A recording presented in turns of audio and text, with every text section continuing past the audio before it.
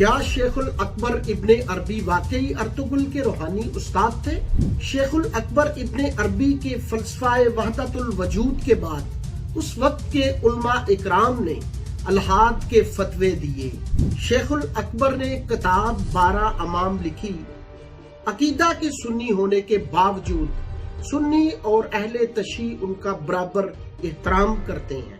تاریخ میں ایسے بڑے بلند کردار لوگ صوفی علماء اکرام ملتے ہیں جن کو دیر بدیر پذیرائی ضرور ملی۔ ایسا ہی ایک کردار ابن العربی شیخ الاکبر کا ہے۔ مشہور زمانہ ڈرامہ ارطغرل کا ان کو روحانی استاد بتایا جاتا ہے۔ شیخ الاکبر ابن عربی نے وحدت الوجود کا سب سے پہلے فلسفہ دیا تھا اور اس زمانے کے علماء اکرام نے ان کے خلاف الحاد کے یعنی ملحد ہونے کے فتوے جاری کیے تھے، مگر دنیا عالم کے صوفیوں نے انہیں شیخ الاکبر کا لقب دیا ہے۔ ارطغرل ڈرامے کا ایک پازیٹیو پہلو ضرور ہے کہ اس نے موجودہ دور کے نوجوانوں کو اپنے ماضی کے ہیروز، اپنے ماضی کے علماء اکرام، صوفی لوگوں سے روشناس کروایا ہے۔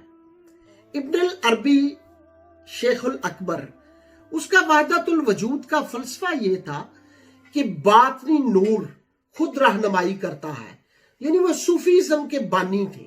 صوفیزم کے ان کی 500 سے زیادہ تصانیف ہیں۔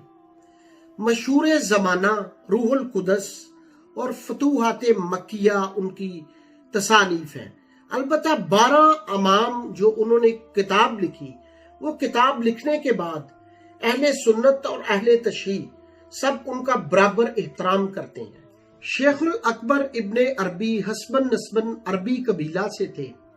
مشہور زمانہ حاتم طائی، سخی حاتم طائی، اس کے بھائی سے ان کا شجرہ نسب جا کے ملتا ہے۔ اسپین میں یہ پیدا ہوئے 1165 عیسوی کے اندر۔ اس کے بعد وہاں سے لزبن یعنی پرتگال چلے گئے۔ Please subscribe this YouTube channel. براہ مہربانی اس یوٹیوب چینل کو سبسکرائب کر دیجیے۔ تیونس کا، مراکش، بغداد، مکہ، مصر اور شام کا سفر کیا، اور ان کا بھی کشف کا جو واقعہ ہے وہ ہمارے بلے شاہ اور شاہ حسین سے کافی ملتا جلتا ہے۔ یہ اشبیلیہ کے اندر ایک بار ایک رئیس کے ہاں ان کی دعوت تھی۔ جب کھانے کے بعد جام چلنے لگا تو سرائی جب ان تک پہنچی تو ان کو ایک غیبی آواز آئی کہ محمد، کیا تمہیں اس لیے پیدا کیا گیا؟ یہ وہاں سے اٹھ کے باہر چلے گئے۔ وہاں باہر دروازے کے ایک غلام ان کا نوکر کھڑا تھا۔ اپنا جو ان کا زینت والا لباس تھا وہ غلام کو دیا، نوکر کو دیا، اور اس کا پھٹا پرانا لباس پہن کے سنسان کی طرف چلے گئے۔ وہاں ایک قبرستان ان کو ملا۔ قبرستان میں ایک ٹوٹی ہوئی قبر کے اندر انہوں نے 4 دن گزارے اور کشف کی دولت سے مالا مال ہو کر واپس لوٹے۔ اس کے بعد 9 ماہ کا انہوں نے چلہ بھی کاٹا۔ چلہ کاٹنے کے بعد ان کا دعویٰ تھا کہ ان کو ایسی روشنی ملی جو ان کو سب کچھ بتاتی ہے اور ان کی رہنمائی کرتی ہے۔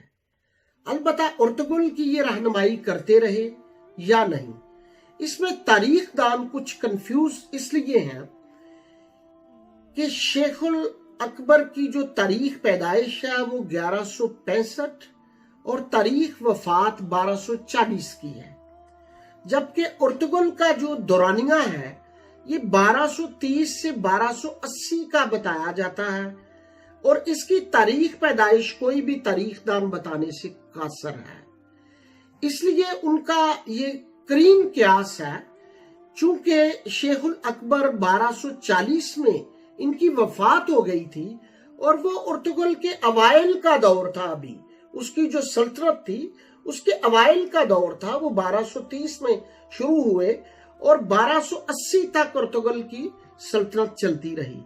اس لیے کچھ تاریخ دان اس کو اپروو نہیں کرتے، لیکن زیادہ تر تاریخ دانوں کا، محققین کا یہی دعویٰ ہے کہ یہ ارطغرل کے یہ روحانی استاد تھے اور اس کے دور میں امر بالمعروف اور نہ ہی انل منکر کا کام کرتے رہے۔